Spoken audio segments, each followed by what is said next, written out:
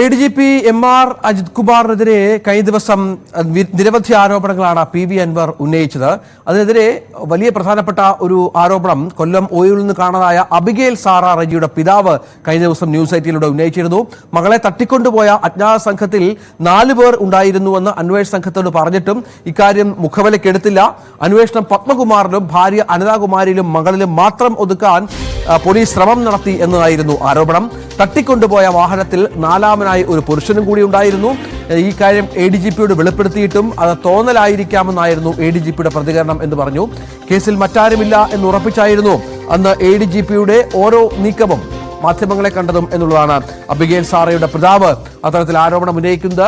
ഈ വിഷയത്തിൽ അന്ന് ADGP MR അജിത് കുമാർ സംസാരിച്ചിരുന്നു. അദ്ദേഹത്തിന്റെ വാക്കുകൾ ഒരിക്കൽ കൂടി.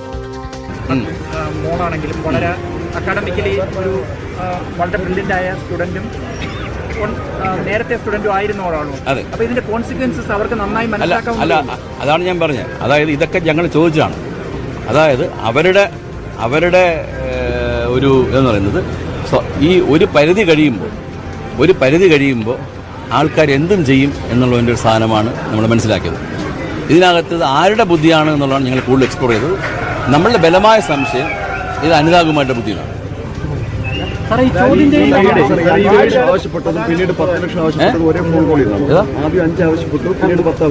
ഒരു പ്രാവശ്യം വിളിച്ചിട്ടുള്ളൂ, അത് 10 ലക്ഷം.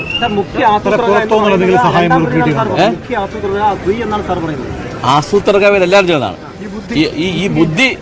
ഞങ്ങളുടെ ഒരു അസംഷൻ പുറമല്ല, ഈ അനിതാകുമാരിയാണെന്നാണ് ഞങ്ങൾ ഇതുവരെയുള്ളതെന്ന് ഞങ്ങൾക്ക് മനസ്സിലാവും.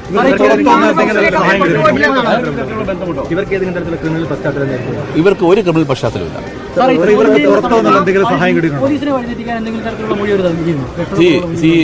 ഞാൻ പറഞ്ഞല്ലോ, ഈ കഴിഞ്ഞ 4 ദിവസമായിട്ട് നമ്മൾ നിരന്തരമായി കളക്ട് ചെയ്ത ശാസ്ത്രീയമായ തെളിവുകളുടെ അടിസ്ഥാനത്തിലാണ് ഞങ്ങൾ ചോദ്യം ചെയ്തത്. അതുകൊണ്ട് തന്നെ അവരുടെ ഭാഗത്തു നിന്നും അത്ര വലിയ ഒപ്പോസിഷൻ ഒന്നും ഉണ്ടായിട്ടില്ല. ഇതുവരെയുള്ള ഈ 3 പേരെ മാത്രം പ്രതി ചേർത്തുകൊണ്ട് അന്വേഷണം അവസാനിപ്പിക്കാൻ ADGP ശ്രമിച്ചു എന്നാണ് ആരോപണം ഉയർന്നിരിക്കുന്നത്. പോലീസിന്റെ കണ്ടെത്തലിനെതിരെയാണ് ഇപ്പോൾ അബിഗേൽ സാറയുടെ അച്ഛൻ റജി ജോൺ ന്യൂസ് 18നോട് സംസാരിച്ചിരിക്കുന്നത്. ആ സംഘത്തിൽ 4 പേരുണ്ട്, അതിൽ ഒരാൾ കൂടിയുണ്ട്. ആ ആളെ പോലീസ് തിരിച്ചറിയാൻ ശ്രമം നടത്തിയില്ല എന്നുള്ള ഗുരുതരമായ ആരോപണമാണ്. ആ വാക്കുകളിലേക്ക് ഒരിക്കൽ കൂടി. ഈ സംഭവം ഉണ്ടായി ഈ കുടുംബത്തെ, അതായത് ഈ കുടുംബത്തെ, ഒരു മകളും അപ്പനും അമ്മയും അടങ്ങുന്ന കുടുംബത്തെ ഈ കേസിൽ ഉൾപ്പെട്ടിരിക്കുന്നവരെ പിന്നീട് പിടികൂടിയെങ്കിലും ഇതുമായി ബന്ധപ്പെട്ട് പോലീസ് പിന്നീട് നടത്തിയ വെളിപ്പെടുത്തലുകൾ അത്ര കണ്ട ആർക്കും വിശ്വസിക്കാൻ പറ്റുന്ന ഒരു കാര്യമായിരുന്നില്ല. അപ്പൊ അങ്ങനെ എന്തെങ്കിലും ഒരു സംശയം ആ ഘട്ടത്തിൽ റജിക്കോ ഭാര്യയ്ക്കോ മറ്റു കുടുംബാംഗങ്ങൾക്കോ അങ്ങനെ തോന്നിയിട്ടുണ്ടായിരുന്നു? അല്ല, തീർച്ചയായിട്ടും ആ ഒരു കാര്യത്തിലെന്ന് പറഞ്ഞാല് ഞാൻ പറഞ്ഞില്ലേ, എന്റെ ഒരു അറിവില് അല്ലെങ്കിൽ പൊതുസമൂഹത്തിൽ നിന്നും എനിക്ക് കിട്ടിയ ഒരു മെസ്സേജ് എന്നുള്ള രീതിയിൽ പറയുന്നത്, ഇതിന് പിന്നിൽ ആരെങ്കിലും ഉണ്ട് എന്നുള്ളത് ശക്തമായിട്ട് ഇന്ന് എല്ലാവരും പറയുന്നുണ്ട്. കാര്യം നമ്മൾ ആ ഒരു ട്രോമ സ്റ്റേജിലൂടെ കടന്നു പോകുമ്പോൾ നമുക്ക് അത്ര ഒരു ഇതില്ലായിരുന്നു. പിന്നീട് ഈ കേസിന്റെ കാര്യങ്ങൾ മുന്നോട്ട് പോകുമ്പോൾ നമുക്ക് തന്നെ സ്വാഭാവികമായിട്ട് ചിന്തിക്കും, ഒരിക്കലും ഒരു ഫാമിലി അത്തരത്തിലൊരു കാര്യത്തിലേക്ക് പോകും എന്നുള്ളത് ഇപ്പോഴും എനിക്ക് വിശ്വസിക്കാൻ പറ്റാത്തൊരു, ഞങ്ങൾ മാത്രമല്ല പൊതുസമൂഹത്തിന് പോലും വിശ്വസിക്കാൻ പറ്റുന്നില്ല. ഈ 3 പേർക്ക് പുറമെ വേറെ ആരെങ്കിലും ഈ സംഭവത്തിൽ ഉൾപ്പെട്ടിട്ടുണ്ടെന്നൊരു സംശയം നിങ്ങൾ പോലീസിനോട് പറയുകയോ ആ രീതിയിലേക്ക് ഇവർ അന്ന് അന്വേഷണം നടത്തുകയോ ചെയ്തിരുന്നു? അങ്ങനെ എന്തെങ്കിലും ഒരു ഇടപെടൽ ഉണ്ടായിട്ടുണ്ടായിരുന്നു? നമ്മൾ പലപ്പോഴും ആ ഒരു അന്വേഷണ സമയത്തൊക്കെ നമ്മൾ പറയാറുണ്ട്, സാറേ നമുക്ക്, അപ്പം എന്റെ മകൻ തന്നെ അന്ന് പറഞ്ഞിട്ടുണ്ട് 4ാമതൊരാളുണ്ടെന്നാണ് പറഞ്ഞത്. പക്ഷെ അത് പിന്നീട് 4ാമതൊരാളല്ല 3 പേരെ ഉള്ളൂ എന്നുള്ളതാണ്. ജോനബൻ അന്ന് പറഞ്ഞത് 4 പേരുണ്ടെന്നാണ് പറഞ്ഞത്. ഒരു മെയില്, ഒരാണും ഒരു അങ്കിളും ഉണ്ടെന്നാണ് പറഞ്ഞത്. പക്ഷെ പിന്നീട് അത് അന്വേഷണത്തിൽ നമുക്ക് 3 പേരെ ഉള്ളെന്നുള്ളതായിട്ടാണ്. അതായത് ഈ ചിത്രത്തിലേക്ക് ഈ 4ാമതുള്ള അജ്ഞാത വ്യക്തി, നിങ്ങളുടെ മോഹൻ പറഞ്ഞ ഈ അജ്ഞാത വ്യക്തി എന്ന ആള് പിന്നീട് ഈ ചിത്രത്തിലില്ല, ഈ കേസിൽ. മോന് ഉറപ്പിച്ച് പറയുന്നുണ്ടായിരുന്നു, അന്നും 4 പേരുണ്ടായിരുന്നു, 4 പേരാ, അതില് ഫ്രണ്ടിലൊരു അങ്കിളും കൂടെ ഉണ്ടായിരുന്നു എന്ന് പറയുന്നു. പിന്നീട് ആ പുള്ളി ചിത്രത്തിൽ നമ്മൾ കണ്ടിട്ടില്ല. പിന്നെ അന്വേഷണ സംഘത്തിന്റെ ഇതിൽ വന്നിരിക്കുന്നത് അവർ 3 പേരെ ഉള്ളൂ എന്നുള്ളതാണ്. മോന് ചിലപ്പം അങ്ങനെ തോന്നിയതാവാം എന്ന് പറയുകയുണ്ടായി. മോൻ പറഞ്ഞ എല്ലാ കാര്യങ്ങളും സത്യമായി വരികയും മാത്രം മോന് തോന്നിയതാണ് എന്നാണ് അവർ പറയുന്നത്. ബാക്കിയെല്ലാം കറക്റ്റ് ആയിരുന്നു. ഞാനിപ്പോഴും പറയുന്നത്, ഇതിന് പിന്നിൽ, ഞാൻ അന്നും ഒരു കാര്യം പറഞ്ഞിട്ടുണ്ട്, ഇപ്പോഴും പറയുന്നത്, ഇതിന് പിന്നിൽ ആരെങ്കിലും ഉണ്ടെങ്കിൽ അത് തീർച്ചയായിട്ടും കണ്ടുപിടിക്കണം. നിങ്ങളുടെ മനസ്സിലൊരു സന്ദേഹമുണ്ട്, ഈ ഒരു വിഷയത്തിലൊരു സന്ദേഹം അത് ഞങ്ങൾക്ക് എല്ലാവർക്കും ഉണ്ട്, പൊതുസമൂഹത്തിനും ഉണ്ട്, ഞങ്ങളുടെ കുടുംബത്തിനും എല്ലാവർക്കും ഉണ്ട്. ഡാൻ കുര്യൻ വിവരങ്ങൾ പങ്കുവെക്കും. ഡാൻ, ഈ റെജി ജോൺ ഉന്നയിക്കുന്ന അത് അന്നും അവർക്ക് ഈ വിഷയത്തിൽ ചില സംശയങ്ങൾ ഉണ്ടായിരുന്നു. കാരണം ഈ കുടുംബത്തെക്കുറിച്ച് പറയുമ്പോൾ ഈ പ്രതികളായ ആളുകൾ വിദ്യാഭ്യാസമുള്ളവരാണ്, സാമ്പത്തികമായി അത്യാവശ്യം മെച്ചമുള്ളവരാണ്. അവർ ഈ പറഞ്ഞ ഈ തുകയ്ക്ക് വേണ്ടി ഇത്ര വലിയ ഒരു കൃത്യങ്ങളിലേക്ക് ഒറ്റയ്ക്ക് സഞ്ചരിക്കുമോ എന്നുള്ള ചോദ്യമുണ്ടായിരുന്നു. ഇപ്പോൾ നാളെ ഈ കേസ് വീണ്ടും കോടതിയുടെ പരിഗണനയ്ക്ക് വരികയാണ്. കോടതിയിലും ഇക്കാര്യങ്ങൾ ബോധ്യപ്പെടുത്താൻ തന്നെയാണോ അബിഗേൽ സാറയുടെ മാതാപിതാക്കൾ ശ്രമിക്കുന്നത്? അത്തരം നിയമപരമായ നീക്കങ്ങൾ അവരുടെ ഭാഗത്തുനിന്നുണ്ടാകുമോ?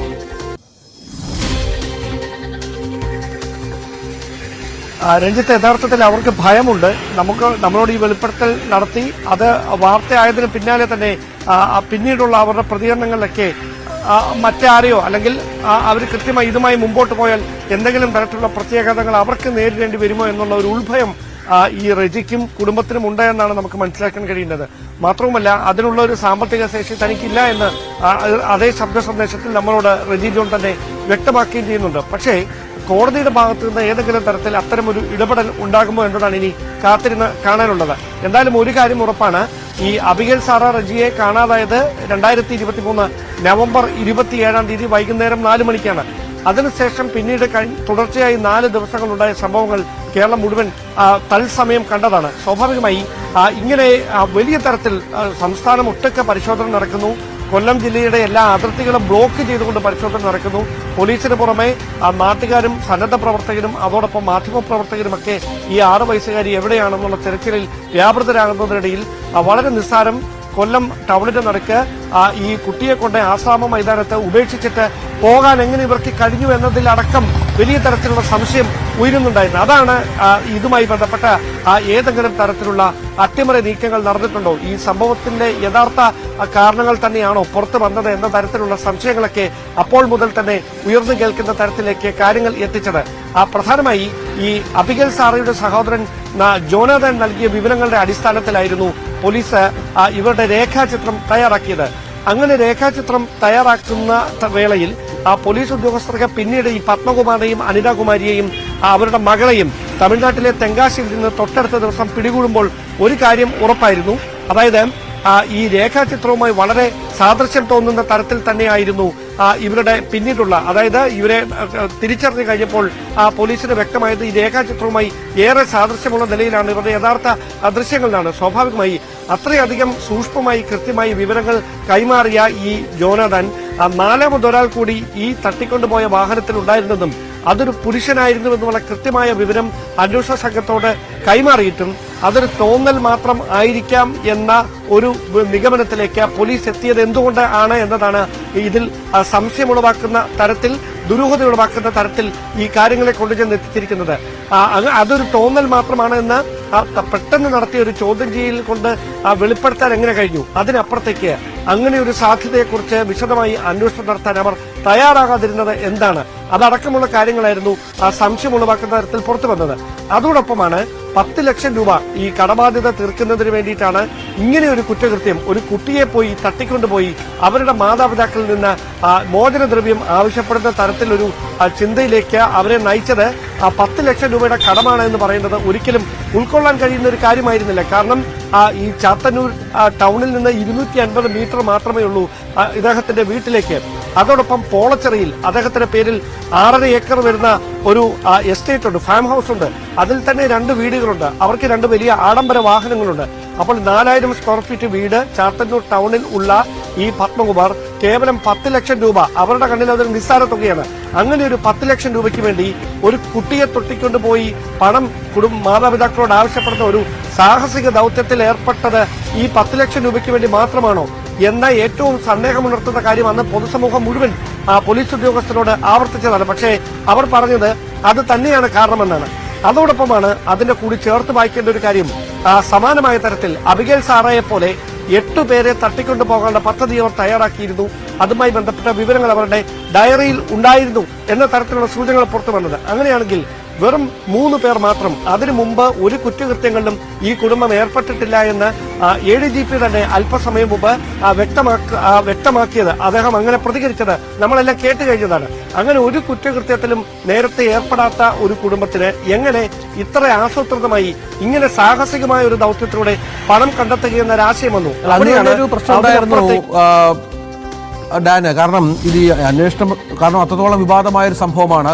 ഒരുപാട് മാധ്യമ ശ്രദ്ധ കിട്ടി, പൊതുജനങ്ങളുടെ ശ്രദ്ധ കിട്ടിയ ഒരു സംഭവമാണ്. ഈ പ്രതിയിലേക്ക് എത്തുക എന്നുള്ളത് പോലീസിന് ഏറെ നിർണായകമായിരുന്നു. വളരെ പെട്ടെന്ന് ഒരു കഥയുണ്ടാക്കി അന്വേഷണം മാത്രത്തിൽ അവസാനിപ്പിക്കുന്ന രീതിയായിരുന്നു പോലീസിന്. അന്ന് MR അജിത് കുമാർ ആണല്ലോ മാധ്യമങ്ങളെ കണ്ട് ഇതിന്റെ വിവരണം നടത്തിയത്. അപ്പോൾ തന്നെ ഒരു കെട്ടിച്ചമച്ച കഥയാണ് എന്നൊരു ഫീൽ ഉണ്ടായിരുന്നു, പൊതുവെ അങ്ങനെ ഒരു ചർച്ചയും ഉണ്ടായിരുന്നു. അതിനിടയിലാണ് ഈ കുടുംബത്തിന്റെ ആരോപണം കൂടി മുന്നോട്ട് വരുന്നത്. ഇനിയും വേണ്ടത് ഇതിൽ സമഗ്രമായ ഒരു അന്വേഷണം നടത്തുക. ഈ നാലാമൻ ആരാണ്, അങ്ങനെ ഒരാളുണ്ടെങ്കിൽ അയാളെ കണ്ടെത്തുക. അതിനുള്ള ശ്രമങ്ങളൊന്നും ഇപ്പോൾ തൽക്കാലം പോലീസിന്റെ ഭാഗത്തുനിന്നില്ലല്ലോ. ഈ കുടുംബവും അവരുടെ പല വിധത്തിലുള്ള പരിമിതികൾ കൊണ്ട് പിന്നോട്ട് മാറിയാൽ ഈ 3 പേരിൽ മാത്രമായി കാര്യങ്ങൾ ഒതുങ്ങുന്ന സാഹചര്യം തന്നെയല്ലേ ഇപ്പോഴും?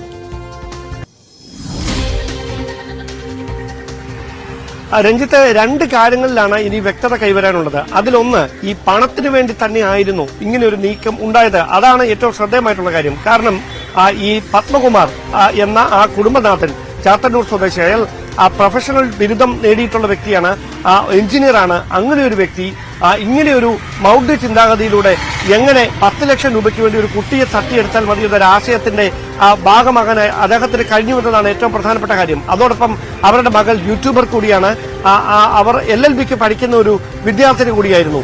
സ്വാഭാവികമായി അങ്ങനെ നിയമവശങ്ങളെക്കുറിച്ചൊക്കെ അറിയാവുന്ന ഒരാൾ ഒരു കുട്ടിയെ തട്ടിക്കൊണ്ടുപോയി, അതൊരു ഗ്രാമപ്രദേശത്ത് നിന്ന് സാധാരണക്കാർ മാത്രം താമസിക്കുന്ന ഈ ഓയൂർ എന്ന ഗ്രാമത്തിലെ ഒരു ഒറ്റപ്പെട്ട പ്രദേശത്ത് നിന്ന് ഒരു കുഞ്ഞിനെ തട്ടിക്കൊണ്ടുപോയി അതിന്റെ മാതാപിതാക്കളോട് പറഞ്ഞാൽ 10 ലക്ഷം രൂപ അവർക്ക് കൈമാറുമെന്നൊരു ചിന്താഗതിയിലേക്ക് അവർ എത്തിയത് എങ്ങനെയാണ്?